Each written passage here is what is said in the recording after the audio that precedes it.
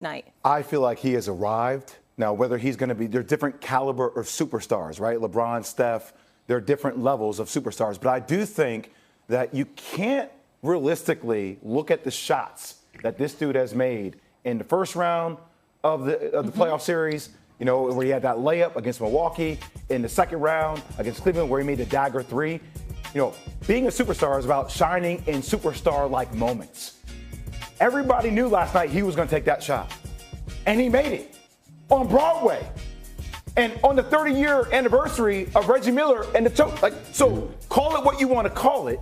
He may not have the same pop as Steph. We haven't talked about him the way we talk about Ant Edwards as the face of the league or SGA is the MVP or Big Body Brunson. But shame on us. We should be talking about him that way. And look, he is a master of nuances. The things that he does don't show up on the screen the way the normal person can see it. So me as a hooper, I'm gonna start calling him a superstar because I think that's the respect he warrants. I'm old enough to remember sitting at this desk last week. Oh wait, I agree with Jay. I'm gonna just put that out there. I think we got to stop playing with this man and put some respect on his name. I will say that he would be early in terms of approaching that conversation because you're right on caliber. But what is he drafted class of 2020? Like he's not been in the league that long either, and so I think he still has time to continue to cement himself. But he answers when the bell rings. You're both wrong. I'm not agreeing with you on this at all. And I don't have to worry about how, you know, folks are coming late to the party. I wanted the Knicks to draft Haliburton. Remember that. I wanted them to draft Haliburton instead of Obi Toppin. I think he's a damn good player. I think that he's a star in this league, but superstar status is reserved for the select few, and I don't view him that way. However, and I know that he shows up in the clutch moment. He deserves our credit. He's a big-time player. I like him a lot. I've always said that. So I don't have to worry about how I'm being perceived in terms of what I've had to say about him because I've always celebrated him. Having said all of that, I'm going to sit up there, Eminem and Jay, and look at y'all like this. You're talking about big shots, right? And you're talking about how big shots qualify you as a star. Was Robert Horry a superstar? Nobody hit more big shots than that. Are you comparing Tyrese Haliburton to Robert Horry? No, I'm not. Okay. What I'm saying is in terms of the big shots. I'm talking about the big shots, what you said about big-time shot making. I'm saying when you bring up somebody that's got about 7 rings, when you bring up the Chauncey Billups of the world who hit big shots and stuff like that, there have been plenty of people throughout NBA history that were really damn good and hit big-time shots, but they still weren't labeled a superstar. So just because you show up in the clutch and you make big shots doesn't make you a superstar. That is my point of what I'm saying. Tyrese Haliburton can ball. The brother is a star. People who labeled him overrated were just hating. They should be ashamed of themselves. The brother can play. All of that true. But when I think superstar, I'm thinking Steph. I'm thinking LeBron. I'm thinking people like that. Careers, I'm thinking Shai Gilgeous-Alexander. I'm just saying. Yeah, that doesn't mean it can't be, y'all. Yeah, you do have to give him some time. All I'm saying is, to me, that's all I'm saying. He's right there. But I will say this. I'm hesitant to even get into the same boat with you on those comps because that is dismissive of his stats in totality. He's not just hitting big-time shots as an elite shooter, right? The man is averaging practically 10 assists in this postseason, shooting 47% from the field. And look, I'm not about to get too heavy on the Tyrese Haliburton bandwagon, but I do think. No, I got you. But I do think when we have conversations about superstars, they are guys that shift your game plan. And he is becoming a guy that shifts your game plan, especially late in games. And as much as Jay pointed out the basketball of it all, whether you like it or not, however unorthodox it may be, the way that he keeps his dribble alive, the way that he's sort of a slightly off beat, has the defense guessing a little bit, he is a guy that you have to game plan for. And it's not just about his ability to score, it's about his ability to dictate as well. There have been plenty of people that will shift your game plan and throughout NBA history that were not called superstars. That's all I'm saying. Okay. Stephen Is it market for you, Stephen A? I'm sorry? Is it market for you? Is it the market and the style in which he plays?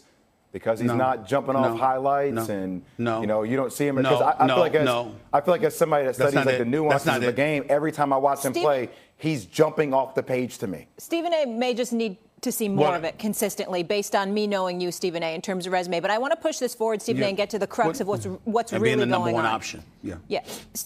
Stephen A. Ooh, that's interesting. Oh, sorry, Molly. No, go ahead. Respond. He is the number one option. So, yeah, talk to me, Stephen A. Keep going. No. What I'm saying to you is that I know that he is, I'm not trying to say he's not a number one option, but on a night in, night out basis, when you have superstars, the superstars that we're talking about that's good for 24 to 27 a night, okay, that's not necessarily him. There have been many, many nights where he's not that dude offensively, but the people around him are. And obviously he's a catalyst because he's a point guard to get other people involved. But what I'm saying to you, when I think superstar, my personal opinion, when I think superstar, I'm talking about that 23, 24 to 27 a night. I'm talking about the ball is in your hands. I'm talking about you being the number one option and everybody moving the hell out the way because they know it's on you, it's on your shoulders. Ahead, Jay. The Indiana Pacers have a collection of talent, and they got a lot of really, really good players. And that's how I look at it. I love when I can come on your show and prove you wrong. I love Hold it. up, let me get comfortable. So What's about to happen? why are you only looking at what you score? Please. Why are you only looking at what you score? That's a good point. What you assist is additional to what you score. If you're averaging 9.5, 10 assists a game, even if you're averaging 19, that means you're really collectively adding to your team 40 or 50 points a night. That's accountability for what you do. I'm not ignoring that. I'm not ignoring that because, by the way, Magic Johnson didn't always score the most points. John Stockton didn't always score the most points, but they're Hall of Famers. We knew how to look at them. Isaiah Thomas wasn't always the leading scorer for the Detroit Pistons. We get all of that. We understand that scoring is not everything, but I'm talking about the face of a franchise, the responsibility laying squarely on your shoulders, everybody knowing that there's this dude and then there's everybody else. You look at the Indiana Pacers, as much respect, profoundly I should add, that we have and should have for Tyrese Haliburton. Ain't throwing no shade on him. I'm saying when you look at the Indiana Pacers, you don't look at them like that. You do look at Brunson with the Knicks standing out significantly, but I don't think so. I don't think so. Well, I mean, you had the conversation with Gil Arenas the other day talking about the fact that, like, well, you know, Pascal Siakam should have been the guy, and, you know, you can't really win because this is Tyrese Haliburton's team, and I can't believe. Well, that he's wrong. Like, that conversation was wrong. Like, you should start looking at Tyrese Haliburton that way, even though it doesn't jump off the page that it has for typical superstars in the past.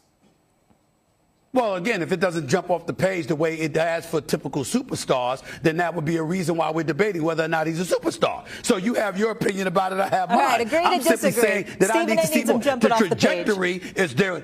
The trajectory is he's going in the right direction. Is he there yet in terms of superstar? No, I'm not going to say that. No. Let's all take a collective breath. Stephen A., here's what I need to know from you. Are the Knicks winning this series? We're addressing that after the break. So much more on New York's collapse. Is Indiana's pace too much for New York? You don't want to miss what SA has to say about that. The choke job heard round the world. With Haliburton's rise, should his dad's ban finally be lifted after that Giannis incident? Interesting takes on the way. Come on back. It's First Take. Just getting started.